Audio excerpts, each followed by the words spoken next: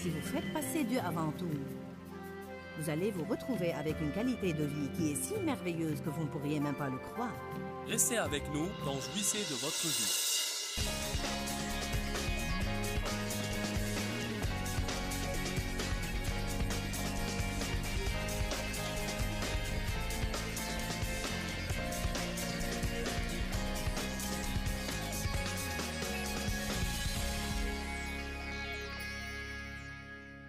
Jésus a dit, « Venez à moi ». Aimez-vous ces mots-là? Moi, j'aime ça. Venez à moi, vous tous qui êtes fatigués et chargés et accablés. Donc, chaque fois que nous sommes vraiment à bout, les choses sont intolérables, nous sommes frustrés et épuisés, nous ne savons que faire, nous sommes stressés, nous devons recourir à Jésus. Ne recourez pas à vos amis. N'essayez pas de trouver une solution. Recourez à Jésus. Je crois que ce qui nous empêche de nous décontracter, c'est l'idée que nous devons nous occuper de nous-mêmes.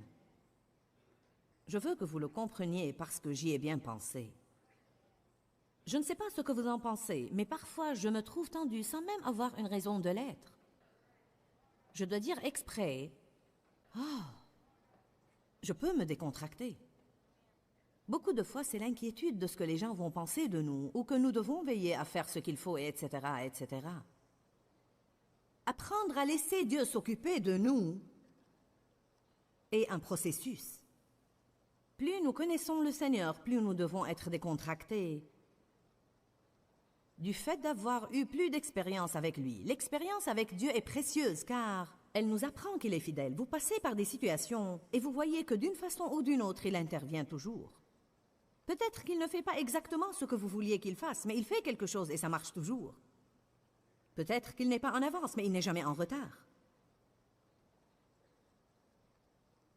Venez à moi quand vous avez tous ces problèmes et je vous donnerai du repos. La Bible amplifiée dit « Je détendrai et soulagerai et reposerai vos âmes ». Il me semble que Jésus veut que nous vivions dans un état décontracté, non pas nerveux et tendu, non pas inquiet à propos de demain, non pas fanat de raisonnement, essayant tout le temps de voir ce que nous pouvons faire, non pas contrarié par les gens qui ne font pas ce que nous voulons qu'ils fassent, non pas contrarié par la vie parce que notre vie ne se passe pas comme nous le voulons, mais surnaturellement décontracté. Ajoutons le mot surnaturel, car dans le naturel, nous ne pourrions jamais être décontractés. Mais quand Dieu ajoute son sur à notre naturel, nous nous retrouvons avec le surnaturel.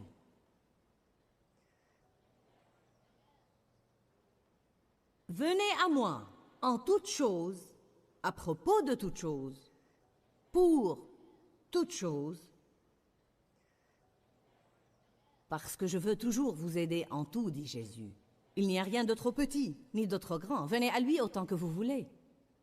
Demandez-lui tout ce que vous voulez. Je me rappelle la femme qui m'a dit... Je priais pour des gens à l'hôtel à l'époque où mes réunions étaient plus petites. Elle a dit, puis-je demander 2 choses à Dieu? J'ai trouvé mignon et triste à la fois. Hein? Qu'il y ait une personne qui ne connaissait pas Dieu suffisamment pour savoir qu'elle pouvait lui demander tout ce qu'elle voulait, aussi souvent qu'elle le voulait. Elle pensait qu'elle pouvait seulement avoir une certaine quantité de demandes, et puis Dieu se lasserait peut-être de l'écouter. Pour rester décontracté, le croyant doit comprendre le ministère actuel de Jésus. Le ministère actuel de Jésus. Qu'est-ce que j'entends par là? Jésus fait quelque chose en ce moment alors que vous êtes là. Ce n'est pas parce que vous êtes assis là aujourd'hui que Jésus n'accomplit pas des choses pour vous. La Bible dit, tant que je continue à croire, Jésus continue à œuvrer.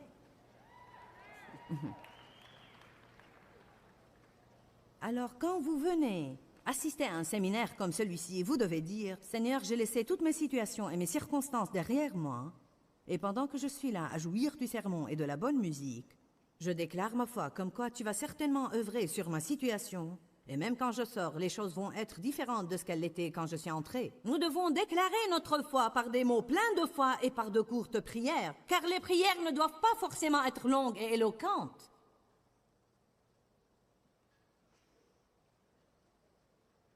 Un des ministères actuels les plus bénis de Jésus, c'est qu'il intercède pour nous en ce moment même.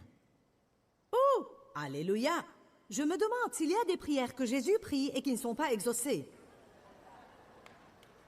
Non. Donc, tout ce qu'il demande pour moi et tout ce qu'il demande pour vous, il va l'avoir. Il n'arrête jamais de prier pour nous tous. Il est assis à la droite du Père et intercède continuellement en notre faveur. Je crois aussi que pour rester surnaturellement décontractés, nous devons comprendre la relation entre la vigne et le sarment. Allez à Jean 15.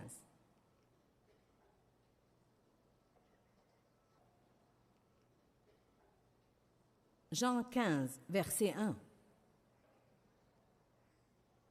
Il dit, « Je suis la vigne, mon Père est le vigneron. Tout sarment en moi qui ne porte pas de fruits, il l'enlève. Il purifie et taille à plusieurs reprises tout sarment qui continue à porter du fruit, afin qu'il porte davantage de fruits. Alors j'ai réalisé depuis longtemps que nous sommes taillés si nous faisons et taillés si nous ne faisons pas.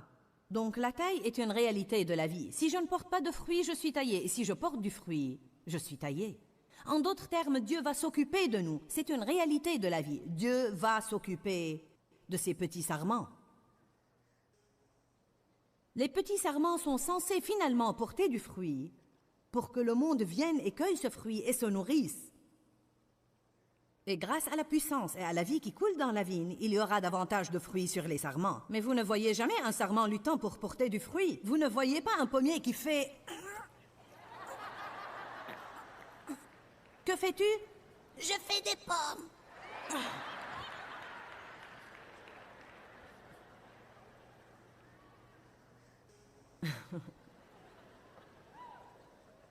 Nous faisons beaucoup d'efforts pour être bons. Oh, nous faisons beaucoup d'efforts pour être gentils et patients et aimables. Nous nous efforçons. Parce que nous savons que nous sommes censés avoir ce fruit. Mais nous ne sommes pas censés nous efforcer. Ce que nous sommes censés faire, c'est demeurer. Demeurer Attachés à la vigne. Jésus injecte cette vie en nous. Comment le fruit sort-il sur un sarment? Il y a tellement de vie qui coule dans la vigne, qui s'injecte dans le sarment, que quand cette vie devient complète, le sarment ne peut plus la détenir. Pouf!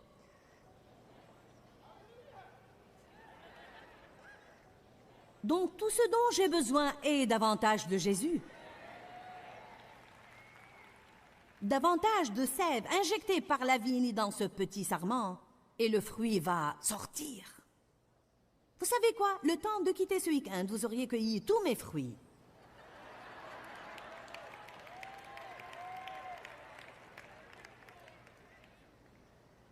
Si j'étais un péché, avec un peu de chance, j'aurais pu me retrouver avec un peu de duvet restant. Vous auriez cueilli le tout dernier fruit que j'ai. Que faire alors? Car lorsque je rentre à la maison, je dois avoir encore du fruit pour ceux qui sont là-bas. La première chose que je vais faire, c'est venir à Jésus. Je vais commencer à me revigorer et à me revitaliser, même dans l'avion qui va me ramener chez moi.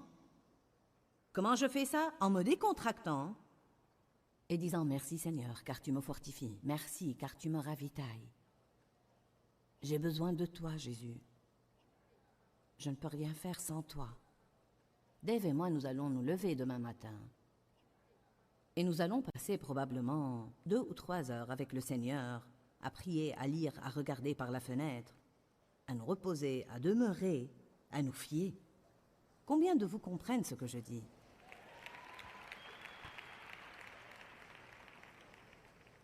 Combien de vous se rappellent le figuier que Jésus a maudit? Personnellement, j'avais l'habitude de plaindre ce figuier parce que je ne comprenais pas. La Bible dit que Jésus avait faim et qu'il a vu de loin un figuier et qu'il est allé en chercher quelque chose pour manger. Mais il n'avait pas de fruits, alors il l'a maudit et il a dit que jamais fruit ne naisse de toi. J'ai pensé, ce n'était pas la faute au figuier. Mais il y a une explication dans la Bible amplifiée qui me l'a fait comprendre. Elle dit, le figuier, lorsqu'il a des feuilles, est aussi censé avoir du fruit sous ces feuilles-là. Donc la Bible dit, Jésus apercevant de loin un figuier qui avait des feuilles, avait faim et alla en manger. Il l'a maudit car il était factice, il avait des feuilles et pas de fruits. Je pense que beaucoup de gens vivent avec des malédictions sur leur vie, car tout ce qu'ils ont, c'est l'attirail chrétien, des feuilles. Ils donnent l'impression d'avoir tout ce qu'il faut. Ils ont l'autocollant du pare-choc, le poisson sur leur voiture, ils prennent une grande Bible au travail, ils écoutent leur cassette tous les jours. Mais quand un collègue vient, ils n'ont pas de fruits. Pourquoi? Parce que nous pouvons avoir tout ce qu'il faut et pourtant ne pas demeurer dans la vigne. Vous pouvez assister à 3 réunions d'église par semaine et ne pas demeurer dans la vigne et ne pas passer du temps avec Jésus. Si vous êtes pasteur, vos messages ne vont pas être très loin, mais ça va peut-être prendre un moment pour certains pour le comprendre. Car si vous êtes un orateur assez éloquent, certains ne discernent pas la différence entre l'onction et l'éloquence. Certains oui et certains non. J'ai peur de ne pas passer du temps avec Dieu car je n'ai rien de spécial. Et si je n'ai pas l'onction, je suis foutu avant même de monter ici et d'ouvrir la bouche. Jean 15, verset 4. « Demeurez en moi et je demeurerai en vous. Vivez en moi et je vivrai en vous. Comme le sarment ne peut de lui-même porter du fruit s'il ne demeure attaché à la vigne, ainsi vous ne le pouvez non plus si vous demeurez en moi. » Il s'agit de porter du fruit, d'accord? Je suis la vigne, vous êtes les sarments. Celui qui demeure en moi et en qui je demeure porte beaucoup de fruits. Cependant, sans moi, coupé de l'union vitale avec moi, vous ne pouvez rien faire. Puis-je avoir ma plante? Nous devons avoir des exemples. Merci. Bon, maintenant, évidemment, c'est une plante artificielle, mais nous allons prétendre qu'elle est réelle. Maintenant, ça, c'est la vigne. Voyez? Toute la vie, pour tous ces sarments, viendrait de la vigne si cette plante était vivante. Et la vie qui monte dans cette vigne viendrait des racines. C'est pour cela que la Bible dit que nous devons être enracinés en lui et que nous devons avoir les racines de notre être en lui. Nous savons tous que si c'était une plante vivante, si je coupais ça comme je l'ai fait, ça aurait toujours une vie parce que ce sarment est plein de vie. Mais si je le laisse ici pendant 2 jours et je reviens, vous savez de quoi il va avoir l'air? Il aura l'air pathétique. Donc il est très important que nous demeurions. Cela veut dire habiter, rester. Cela veut vraiment dire passer régulièrement un temps avec. Dans le monde où nous vivons aujourd'hui, un petit peu de temps avec Dieu ne suffit pas. Dieu doit être le numéro 1, le premier. Premier dans vos pensées, premier dans votre conversation, premier dans votre temps, premier dans vos finances.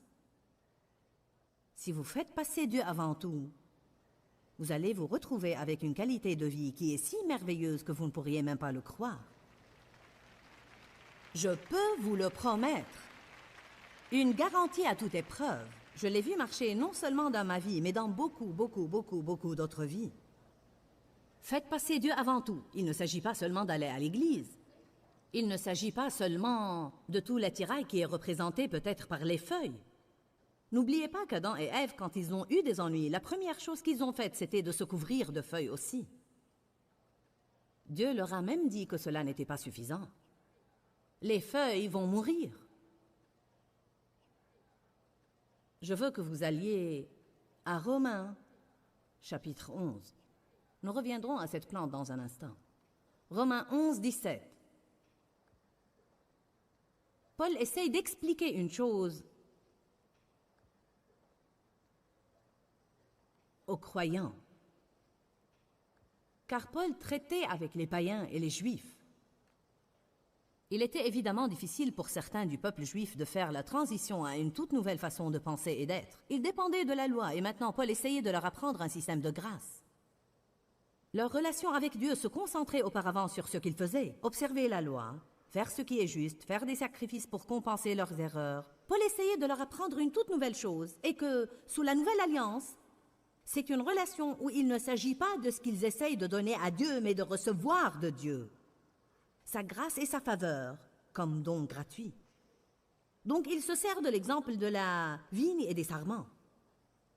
Romains 11, 17 dit « Mais si quelques-unes des branches ont été coupées, tandis que toi, un olivier sauvage, il s'adresse aux païens et il dit « Certains Israélites n'ont pas cru qu'il y avait de la place pour vous. » En fait, la Bible dit même que Dieu a coupé certains d'eux pour leur incrédulité, pour faire de la place aux païens jusqu'à l'accomplissement de leur temps. Et ensuite, une autre opportunité va se présenter, mais il nous appelle olivier sauvage. Qu'entend-il par là? Quelqu'un de sauvage allant dans le mauvais sens, faisant la mauvaise chose. Dieu dit prenez cette route et vous prenez cette autre route. Si quelques-unes des branches ont été coupées, tandis que toi, un olivier sauvage, tu as été greffé parmi elles. Greffé est un terme intéressant car ce qui arrive, c'est que si vous avez une vigne vivante et un sarment qui est presque mort, comme celui-ci, s'il restait là 2 ou 3 jours, ou même s'il ne faisait pas partie de cette plante, s'il venait d'une autre plante, et je venais à le prendre avant qu'il ne soit complètement mort, je pourrais ouvrir cette vigne, je pourrais faire une entaille dans la vigne, et je pourrais greffer celui-ci, et puis attacher le tout, et la vie, celui-ci n'a rien à offrir parce qu'il est déjà presque mort. Mais comme il demeure dans la vigne, alors la vie qui est dans la vigne va ranimer ce sarment presque mort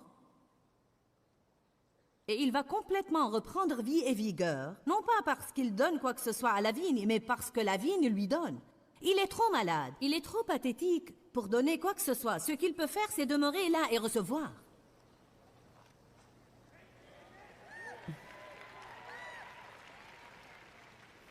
Certains de vous ne demeurent pas assez. Vous ne demeurez pas assez. Vous demandez à Dieu trop de fois par jour, « Que veux-tu que je fasse, Dieu? Que veux-tu que je fasse? Que puis-je faire? Je fais tout ce que je sais faire, Dieu. » Il ne s'agit pas de faire.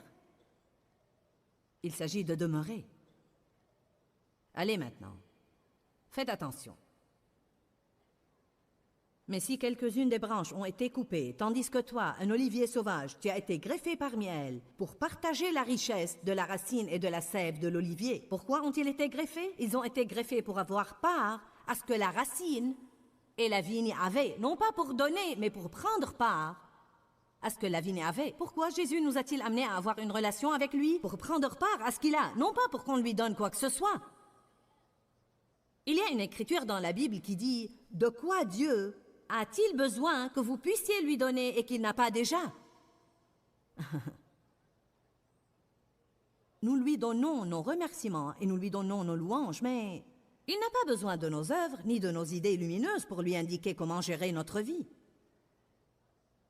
Avez-vous jamais fait ça? Dieu, as-tu jamais pensé à essayer ça? Oh, j'ai fait ça. Je suggérais à Dieu ce qu'il pourrait faire pour mettre mes enfants au bon endroit, ou une chose par laquelle il pourrait les toucher. Ou bien je lui suggérais quelqu'un à qui il pourrait me présenter pour qu'il me donne une grâce et que mon ministère prospère. Ne savez-vous pas que Dieu trouve drôle de traiter avec nous? Ce dont nous avons besoin, c'est de capituler. Ce dont nous avons besoin, c'est de renoncer et de nous rendre compte que nous n'avons vraiment rien à donner, que nous sommes désespérément sans ressources, et nous devons venir à lui, et nous devons apprendre comment écouter sa parole et recevoir. Il y a des personnes qui supplient Dieu depuis des semaines, ou peut-être même presque toute leur vie, de leur pardonner un péché qu'ils ont commis dans le temps et qu'ils pensent être effroyable, et ils ont répété la même prière à n'en plus finir, et ils n'ont jamais reçu ce don gratuit du pardon qui était à leur disposition tout ce temps. Vous devez recevoir. Ne soyez pas des mendiants. Soyez des croyants, et le mot « croire » veut dire recevoir. Recevoir. Prenez l'habitude quand vous priez et vous demandez à Dieu de vous pardonner vos péchés, d'ajouter après ça « Je reçois ce pardon en ce moment-là ». Nous devons nous entraîner à apprendre à recevoir et nous devons avoir la mentalité de quelqu'un qui reçoit. Je suis un sarment attaché à une vigne. Tout ce que je peux faire, c'est recevoir la vie de cette vigne et je tiendrai bon. Je reçois, Seigneur, je reçois ta grâce aujourd'hui. Je reçois le salut.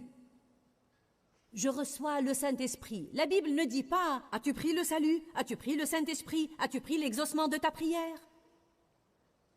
Que disons-nous aux gens? J'ai appris que tu es allé à la conférence de Joyce. As-tu pris l'exaucement de ta prière? As-tu pris ta guérison? As-tu pris le salut? As-tu pris le Saint-Esprit? As-tu pris le bonheur? Allez, nous nous servons de ce terme. Prie, prie, prie, prie. Le mot prendre veut dire obtenir par l'effort et la lutte. Oui, Dieu soit loué, j'ai pris mon exaucement.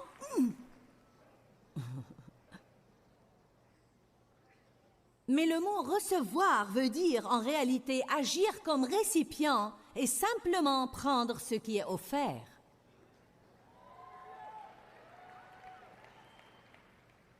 Comment puis-je rester surnaturellement décontracté?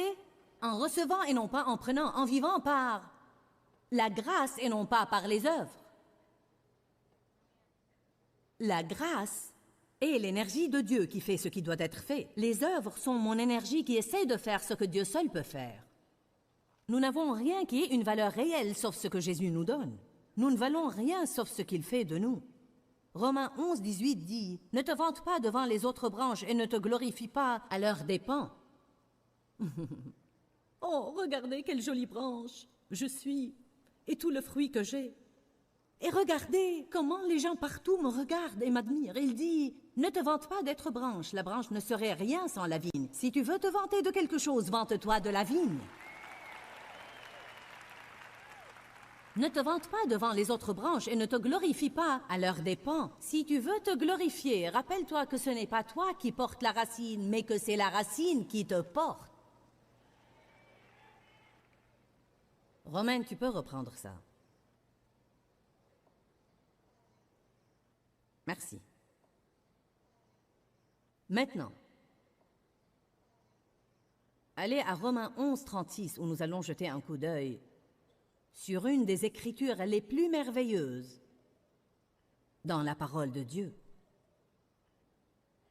J'y ai beaucoup pensé. Je l'ai lu à haute voix plusieurs fois ce matin, et c'était si merveilleux que je n'arrivais pas à le croire. D'accord, maintenant faites attention. J'espère aujourd'hui qu'elle vous ferait ce qu'elle m'a fait. Car c'est de lui, par lui et pour lui que sont toutes choses. Car toutes choses proviennent de lui et viennent de lui. Toutes choses vivent à travers lui. Et toutes choses se concentrent et tendent à s'accomplir et à finir en lui. À lui la gloire dans tous les siècles. Mon Dieu!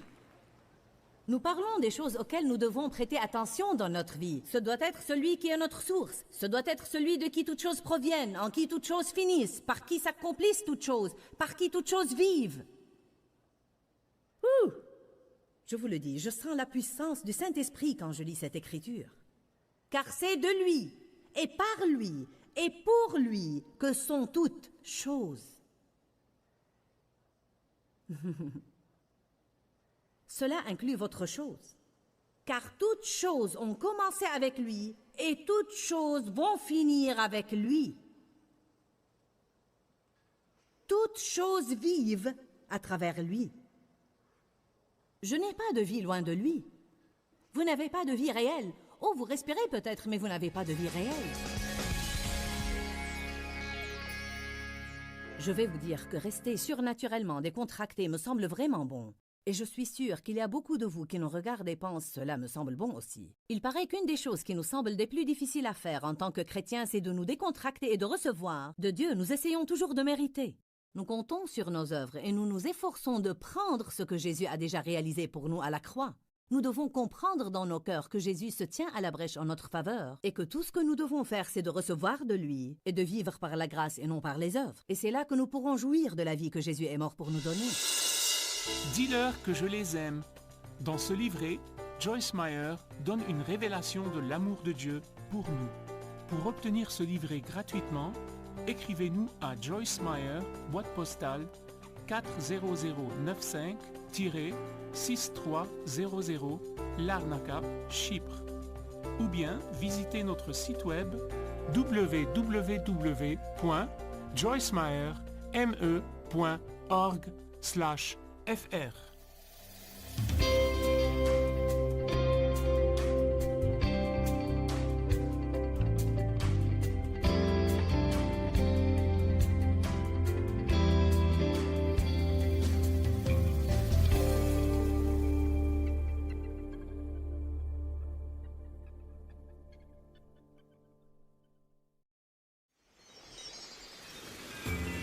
Quand Jésus vous donne une chose, alors il ne s'agit plus de vous. Restez avec nous dans Jouissez de votre vue.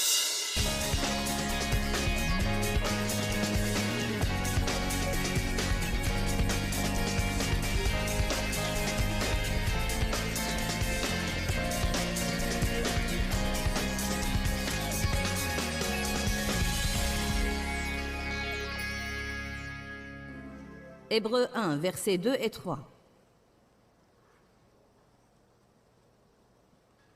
Mais dans ces derniers temps, il nous a parlé par la personne du Fils, qu'il a établi héritier et propriétaire légitime de toutes choses.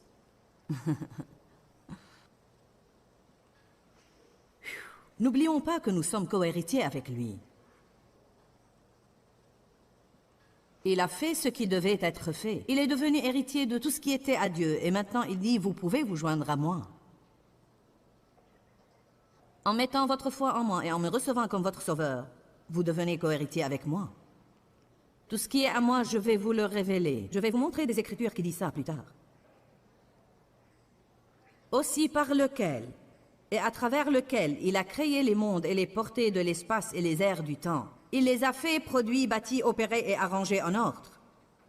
Il est l'unique expression de la gloire de Dieu, le reflet, le rayonnement ou l'éclat du divin. Et il est l'empreinte parfaite et l'image exacte de la nature de Dieu. Faites attention. Soutenant et maintenant et guidant et propulsant l'univers par son influente parole de puissance. Comment est-ce que cette boule qu'on appelle le monde peut rester en suspens là au milieu de l'espace, tournant parfaitement sur son axe? Qu'est-ce qui empêche le soleil de tomber sur nous tous les jours? Qu'est-ce qui empêche cette planète nommée Mars de tomber et d'écraser la Terre? C'est qu'il les soutient. Il maintient tout l'univers et nous ne sommes même pas prêts de nous rendre compte de son immensité. S'il peut faire ça, ne peut-il pas s'occuper de vous?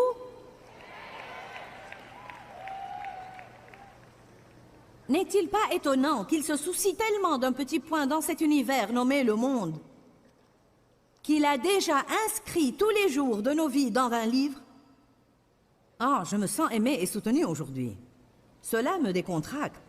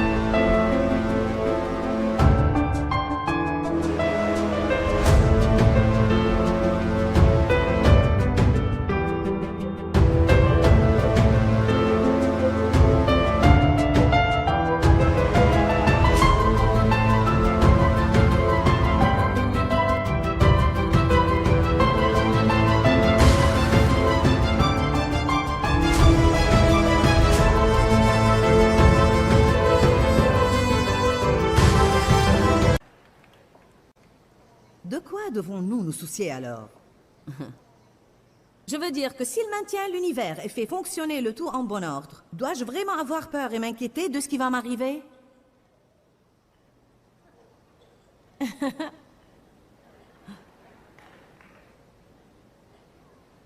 Soutenant, maintenant et guidant, faites attention. Ayant accompli la purification de nos péchés et l'abolissement de la culpabilité, il a fait une chose très importante, comprenez cela. Ça ne dit pas qu'il s'est tenu debout à la droite de Dieu, mais il s'est assis à la droite de la majesté divine. Regardez le verset 13. D'ailleurs, auquel des anges. Maintenant, Paul fait une comparaison entre Jésus et les anges, essayant de convaincre ces gens-là qu'il était plus grand que tous les anges. Il dit, d'ailleurs, auquel des anges a-t-il, il étant Dieu le Père, a-t-il jamais dit, assieds-toi à ma droite, associe-toi à moi dans ma dignité royale, jusqu'à ce que je fasse de tes ennemis ton marchepied? Alors Jésus est décontracté. Il s'occupe de toutes ces choses et les soutient, mais ce n'est même pas un effort. Il est assis là-bas à la droite de Dieu, décontracté, attendant que Dieu fasse du reste de ses ennemis son marchepied. La nouvelle devient meilleure. Car la Bible dit dans Éphésiens 2 que nous sommes assis avec lui dans les lieux célestes. Nous sommes assis. Pourquoi la Bible dépeint-elle toujours Jésus comme étant assis? Apocalypse dit, celui qui était assis sur le trône. Pourquoi ne court-il pas dans le ciel, soucieux de ma situation? Pourquoi ne se tord-il pas les mains pour trouver une solution? Il y a sûrement beaucoup de travail impliqué pour faire fonctionner tout cet univers. Après tout, je le garde occupé rien qu'à moi. Amen.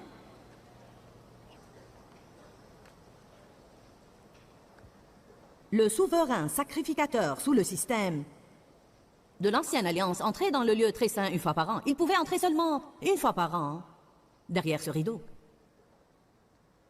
Et il entrait une fois par an, mais il n'y avait pas de chaise à l'intérieur du lieu très saint. Tout le temps qu'il était dedans, offrant des sacrifices pour ses péchés et les péchés du peuple, il devait faire quelque chose. Il avait des cloches qui étaient attachées, une corde qui était attachée à sa jambe, car s'il mourait là-dedans, personne ne pouvait entrer pour le sortir, il devait le tirer dehors. Il lui attachait une corde quand il entrait, pour qu'au cas où il faisait une erreur et était tué par Dieu, il puisse le tirer dehors. Nous n'avons pas eu de ces nouvelles pour un moment. Je n'aimerais pas vivre sous un système comme ça qui était aussi dur.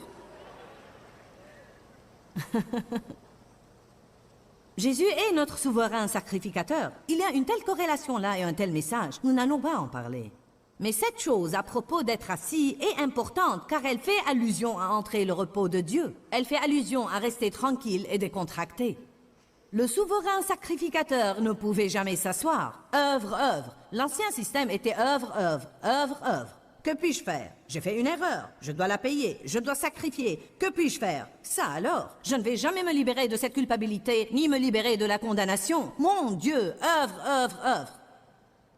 Je serai contente l'année prochaine quand le souverain sacrificateur offrira des sacrifices afin de me libérer pour 2 secondes. Puis je commencerai à entasser une nouvelle pile. Je ne voudrais pas de ce système. Jésus a dit, tout est accompli sur la croix, et ce qu'il voulait dire était, cet ancien système de la loi pour s'approcher de Dieu a été accompli. Il a dit, j'ai observé la loi à votre place, maintenant mettez votre foi en moi, et ce sera comme si vous aviez vous-même observé toute la loi, et par votre foi en moi, vous pouvez maintenant vivre par la grâce. Et il a dit, tout est accompli, et il est parti et il s'est assis. Aucun souverain sacrificateur ne pouvait jamais s'asseoir jusque-là, mais il a dit, tout est accompli. Je vais juste m'asseoir ici, Dieu, et rester surnaturellement décontracté pendant que tu vains mes ennemis. Oh, alléluia. Et nous sommes assis avec lui. Même quand nous étions morts par nos offenses, il est mort pour nous. Nous sommes allés à la croix avec lui. Nous avons été enterrés avec lui. Nous avons été ressuscités avec lui. Maintenant, nous pouvons même nous asseoir dans les lieux célestes avec lui. Je sais que je vous parle spirituellement et nous avons une vie réelle que nous vivons, mais nous devons nous rendre compte que nous ne devons pas nous inquiéter à propos de tout. Comment peut-on rester indemne? C'est Dieu qui nous maintient et qui nous garde indemnes. C'est Dieu qui nous garde indemnes. Il nous garde de craquer. Qui est-ce qui garde tout ce monde d'être anéanti? Il le tient en main. Il le maintient. Il le soutient. Alléluia. La force protectrice de Dieu. Une dame qui travaille pour moi n'a pas un grand témoignage. Elle a grandi dans l'église et a toujours aimé Dieu. Elle s'est mariée, elle aimait Dieu, elle allait à l'église.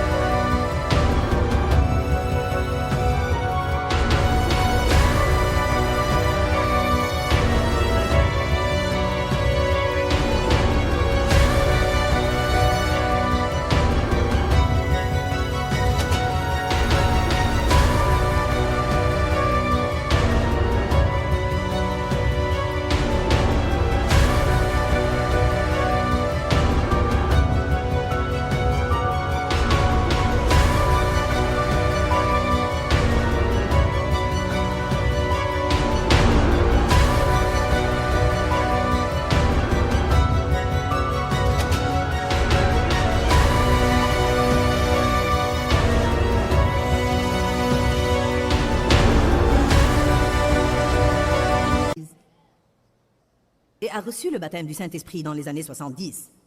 Ensuite, elle est venue travailler pour nous. Elle entend tous ces témoignages. J'ai été abusée, quelqu'un d'autre était un toxicomane. Elle a dit à Dieu un jour, « Eh bien Dieu, pourquoi n'ai-je pas un témoignage ?»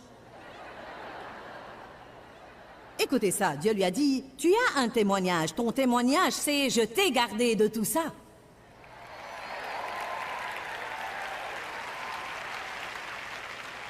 Amen. La force protectrice de Dieu. Il est notre gardien. Je garderai tes allées et tes venues. Je te garderai du péché. Je te garderai du mal. Le psaume 91 dit qu'il chargera ses anges de nous et qu'ils nous protégeront et nous défendront. Cette même dame était assise dans un bateau. Un jour, lisant, son mari pêchait. Une vague a frappé le bateau. Elle était sur une chaise longue et cette chaise s'est retournée et elle s'est cognée la tête contre le flanc du bateau en même temps qu'elle lisait le psaume 91.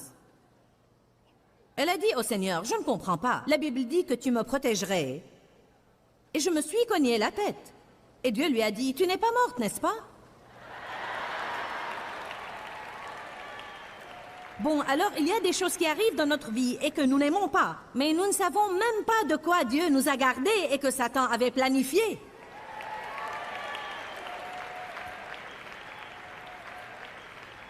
Je suis émerveillée par le fait que nous pouvons conduire dans le trafic et rester en vie. Nous devons remercier Dieu pour sa force protectrice, car il nous maintient et nous garde indemnes. Je ne sais pas comment j'ai fait ce que j'ai fait pendant ces 27 années. Je regarde mes calendriers et je vois combien j'ai travaillé et que j'aurais dû être morte depuis longtemps ou bien folle, une des deux.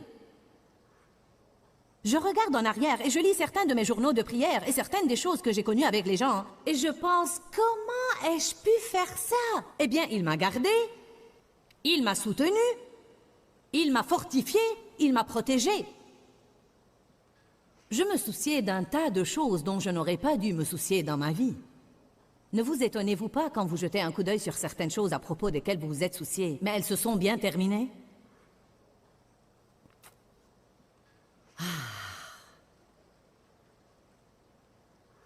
Ce soin continuel de Dieu dans notre vie, écoutez bien ça, est ininterrompu. Il n'y a jamais un moment dans votre vie où il ne s'occupe pas de vous. La Bible dit que Dieu ne sommeille ni ne dort. Vous allez vous coucher la nuit, Dieu reste éveillé et veille sur vous. Amen. Dites, je peux me décontracter. Maintenant, et le ministère d'intercession? Je veux vous montrer une chose. Je voudrais que Romaine et Charlie montent ici et m'aident. Nos imperfections laissent une brèche entre nous et Dieu. La Bible dit qu'intercéder, c'est se tenir à la brèche.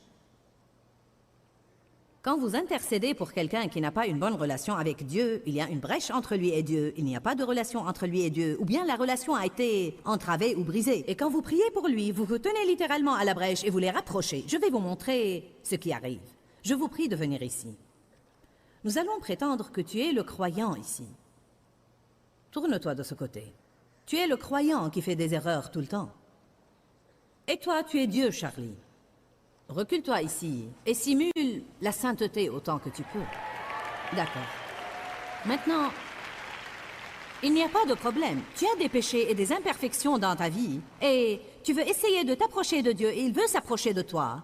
Mais tout ce désordre dans ta vie gêne le passage. Sans bouger de la place où tu es, je veux que tu essayes de t'approcher de Dieu.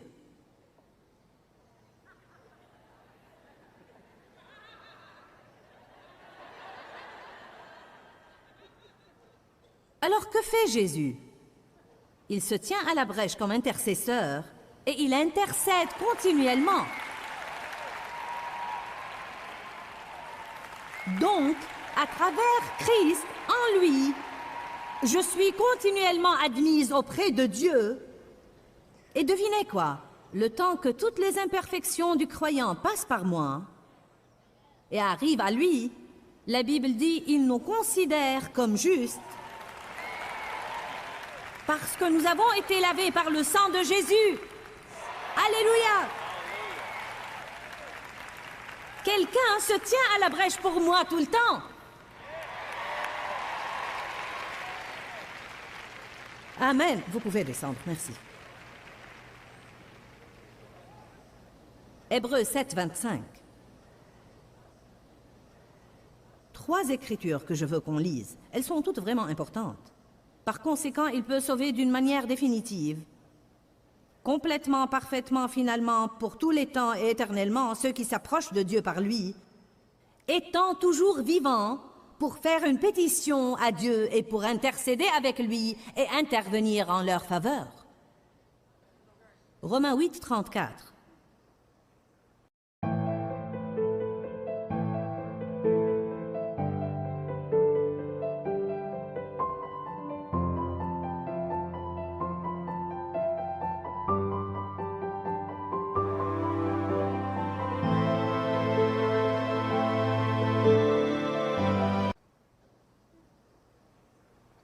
Vous prenez une leçon de Bible et demie aujourd'hui.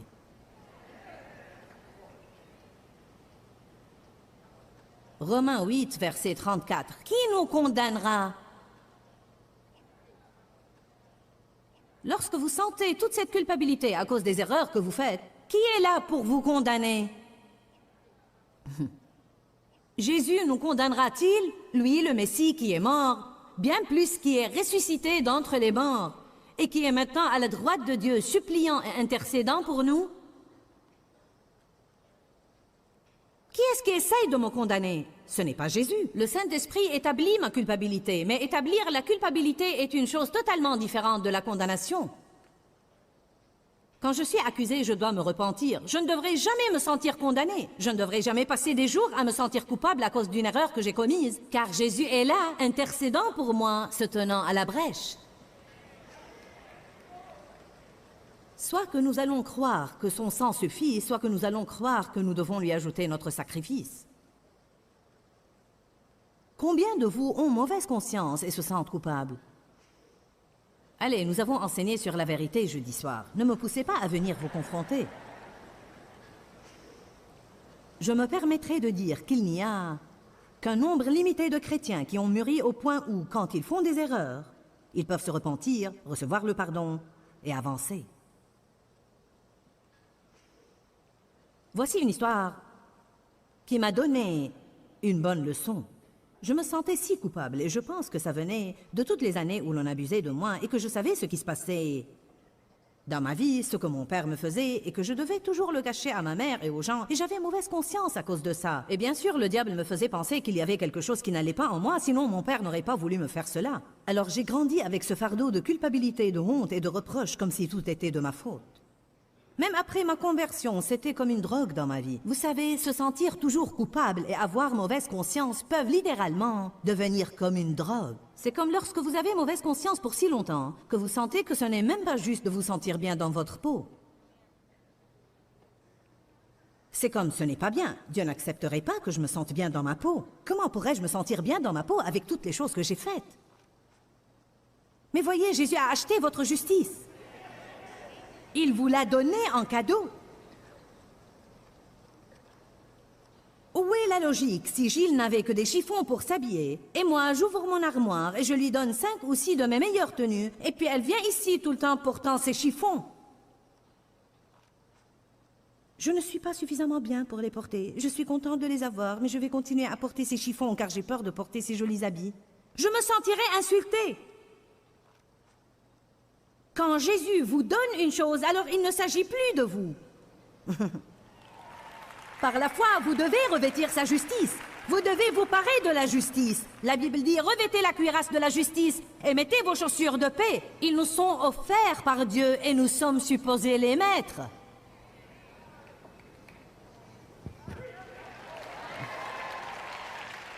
Vous voulez exaspérer le diable? Commencez à parler de qui vous êtes en Christ. Levez-vous tous les jours et laissez-moi vous dire quoi faire. Asseyez-vous au bord de votre lit et avant même que vos pieds touchent le sol, dites à voix haute, « Je suis la justice de Dieu en Christ. »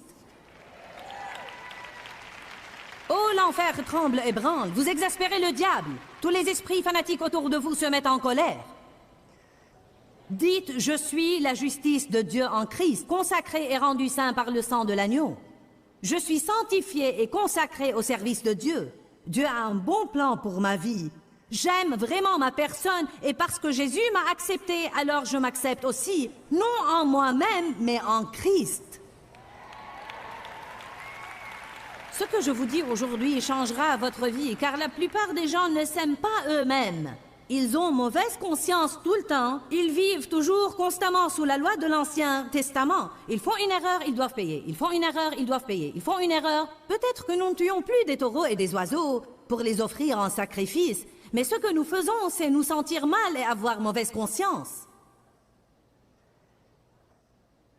Nous nous éloignons de Dieu et nous ne prions pas avec assurance. La Bible dit que nous avons un souverain sacrificateur qui comprend nos faiblesses et nos infirmités parce qu'il a été tenté en toutes choses tout à fait comme nous, mais sans commettre de péché. Donc, approchons-nous avec assurance du trône de la grâce. Afin de quoi? Il y a ce mot « recevoir ». Miséricorde pour nos défaillances et grâce en temps voulu pour être aidés dans nos besoins. Hébreux 4, 15 et 16. Écriture extraordinaire. Nous avons un souverain sacrificateur qui comprend ce que c'est que de vivre dans un de ces corps humains. Il ne s'attend même pas à ce que je sois parfaite tout le temps. Si j'aurais pu être parfaite, Jésus n'aurait pas eu à endurer ce qu'il a enduré. J'avais l'habitude d'avoir mauvaise conscience et de me sentir coupable tout le temps. Un jour, je suis sortie faire des courses. J'allais à un magasin spécialisé. En avez-vous ici? Savez-vous ce que c'est? Très bien.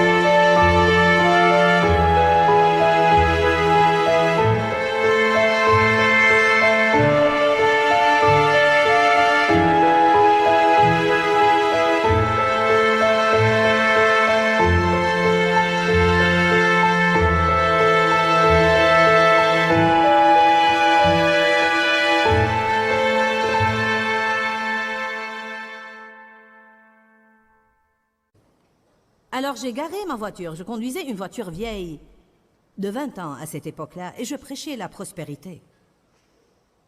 Et j'ai garé ma voiture très loin, à l'arrière du parking. J'avais eu une si mauvaise journée. Je voulais marcher un moment et ressasser ma misère. Je suis entrée dans le magasin. Vous ne pouviez pas le voir, mais je portais mon sac invisible de culpabilité. Les gens marchent même autrement quand ils ont leur fardeau avec eux. Ils sont plutôt...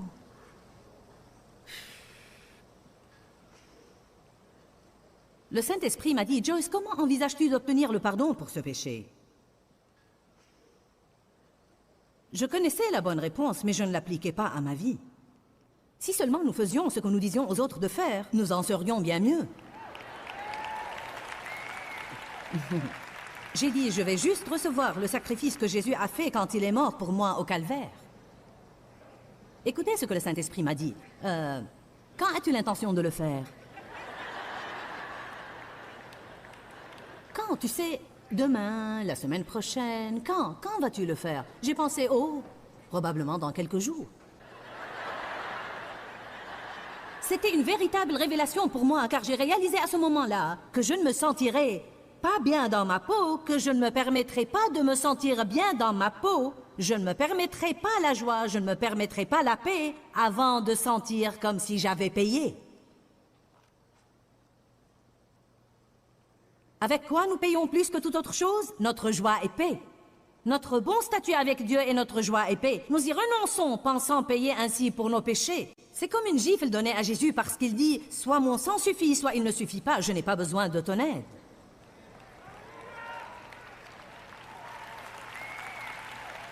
Allez, je dis de bonnes choses aujourd'hui. Qui nous condamnera? Ce n'est pas Jésus. Ensuite, 1 Jean 2, 1. J'aime ça. Laissez-moi vous le lire pour gagner du temps. Mes petits-enfants, je vous écris ces choses afin que vous ne péchiez point. Toute la Bible est écrite pour qu'on ne continue pas à vivre dans le péché.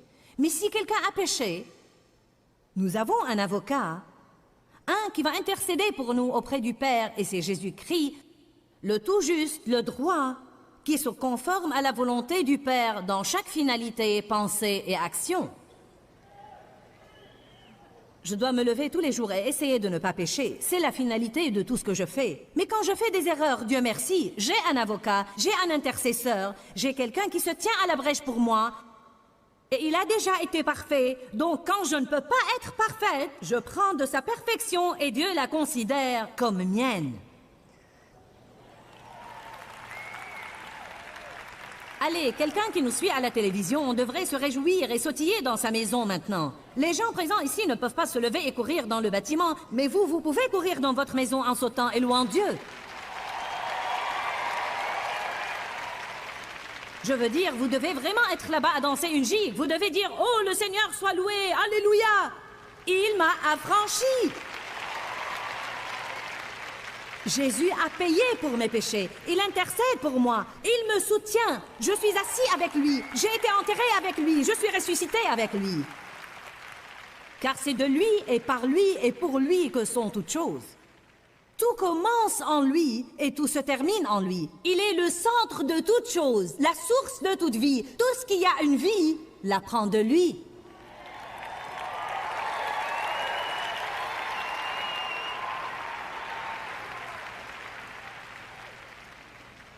Et devinez quoi? Êtes-vous prêts pour ça? Il est mien et il est vôtre. Même la Bible dit dans l'Ancien Testament, « Et ce Dieu est notre Dieu. » Ouh! Pas simplement un Dieu, mon Dieu. Je vais vous dire que rester surnaturellement décontracté me semble vraiment bon. Et je suis sûre qu'il y a beaucoup de vous qui nous regardent et pensent « Cela me semble bon aussi ». Il paraît qu'une des choses qui nous semble des plus difficiles à faire en tant que chrétiens, c'est de nous décontracter et de recevoir de Dieu. Nous essayons toujours de mériter. Nous comptons sur nos œuvres et nous nous efforçons de prendre ce que Jésus a déjà réalisé pour nous à la croix. Nous devons comprendre dans nos cœurs que Jésus se tient à la brèche en notre faveur et que tout ce que nous devons faire, c'est de recevoir de lui et de vivre par la grâce et non par les œuvres. Et c'est là que nous pourrons jouir de la vie que Jésus est mort pour nous donner. Dis-leur que je les aime.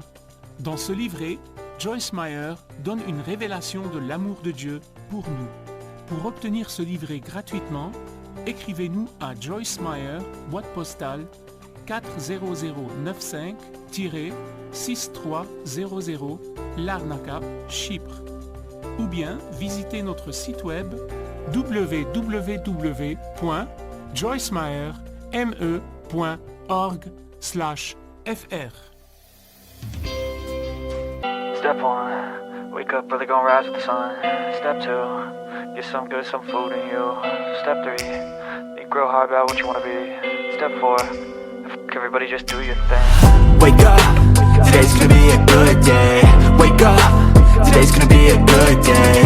Wake up, today's gonna be a good day. Wake up, today's gonna be a good day. Wake up, today's gonna be a good day.